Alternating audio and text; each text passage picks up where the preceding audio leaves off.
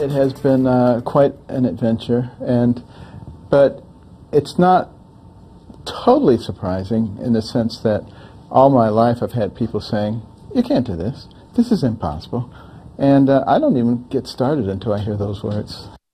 Dr. Ben Carson talking with our own Steve Malzberg here on Newsmax TV about the doctor's rising success in the polling. And there's more good news for Dr. Carson today. A new Investors Business Daily TIP poll, TIP, the same firm credited for having the most accurate polls during 2012, now has Ben Carson ahead of Donald Trump, 24% to 17%.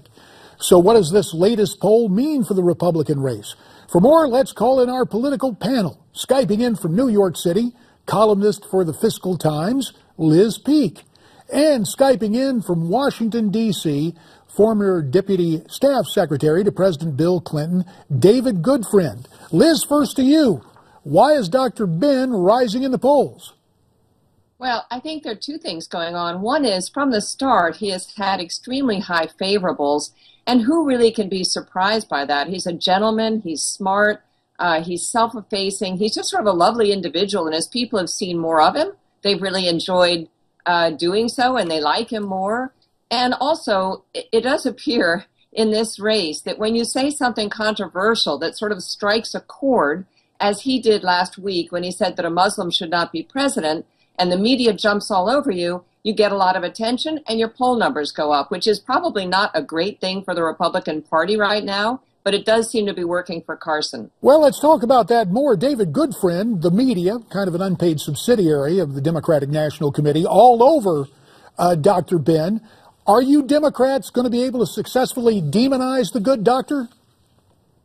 Well, I don't think people like Bernie Sanders think that the media is gunning for him. They might argue that there's a conservative cabal in the media, so it all depends on the eye of the beholder. But in this case, I have to say, I think that Dr. Carson holds himself out very well. He is, as my colleague just said, a likable person. But when you dig into what he's actually saying and what he's standing for, it's hard to imagine those viewpoints carrying the day in a general election scenario. I think he could win a Republican nomination, but when you look at the states that actually decide who becomes president, you know, you have your red states, they always go red. You have your blue states, they always go blue. But then in the Mountain West and in the Midwest, where there's really a purple state phenomenon where it could go either way, I don't believe that his statements about immigrants, which will really offend and have offended Latino voters, or gays and lesbians, or for that matter, non-Christians, would really go in his favor in a general election scenario. All right, so I don't think it's his person. I think it's his views that would cause trouble. Fair enough. Let me turn to a guy who may end up running for the Democratic nomination. That would be Joe Biden. Does he turn out to be the best alternative to Hillary, David?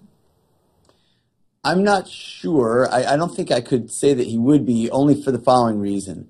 It's hard to imagine, you know, when you declare for office, that's your best day.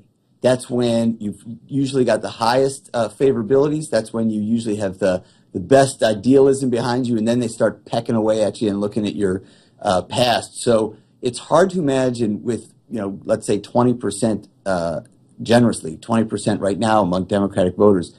Hard to imagine Joe Biden accelerating that and expanding that when Hillary Clinton... All right, we got it. You're diplomatic and you're a friend of the Clintons, and that's cool. We understand that. Liz Peek, another lady named Liz Warren, Politico reporting, Joe Biden's going to get in this thing and ask Liz Warren to join him on the ticket. Is that a wise move? 30 seconds, Liz.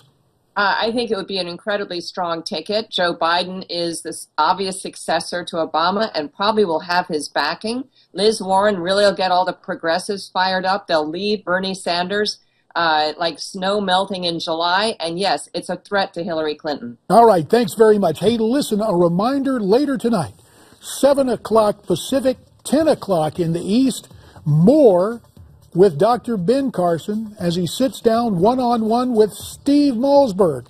Don't go away because our panel isn't. They'll be back to talk more politics when we come back.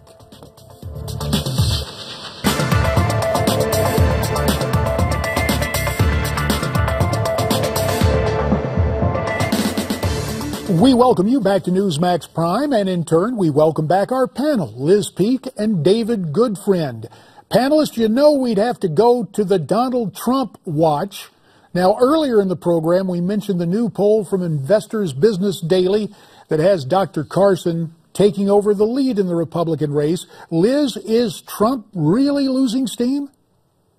Well, I think it's the flip side of the Carson situation, where the more people see of Trump, they're not quite so sure they like him so much. The novelty is worn off. And in his case, I think, honestly, it's all about personality. I mean, Donald Trump has constantly whined about his media coverage.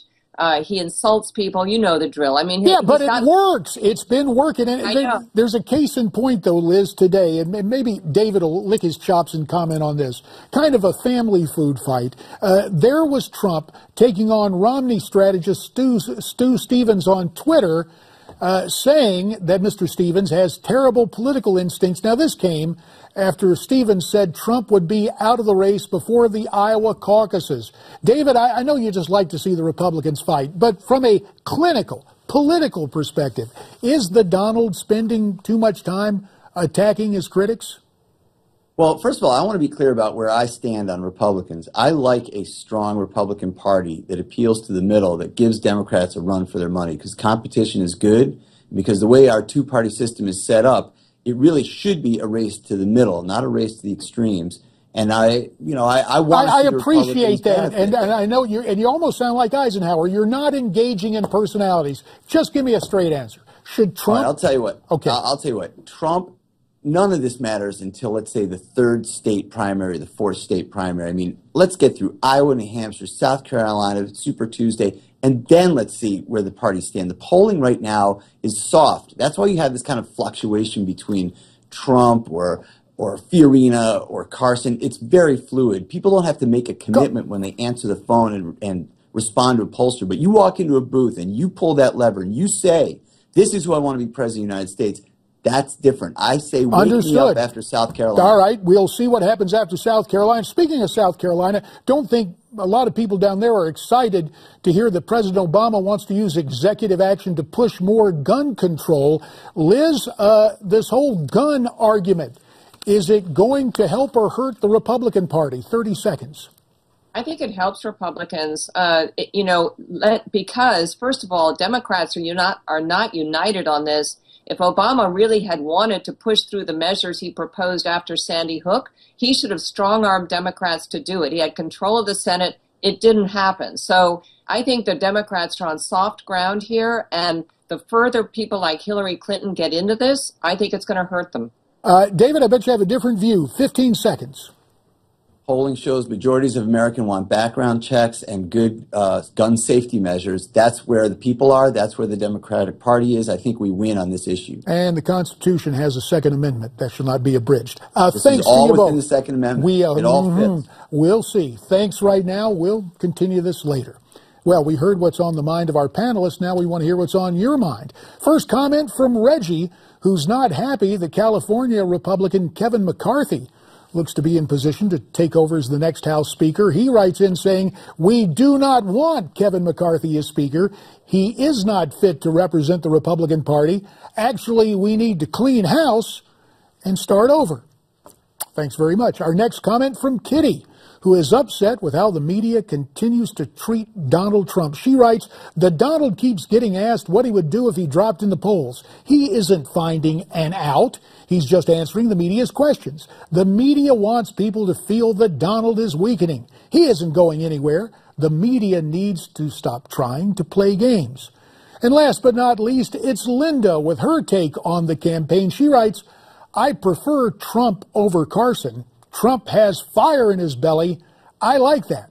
I also trust Ted Cruz to be the voice for the people.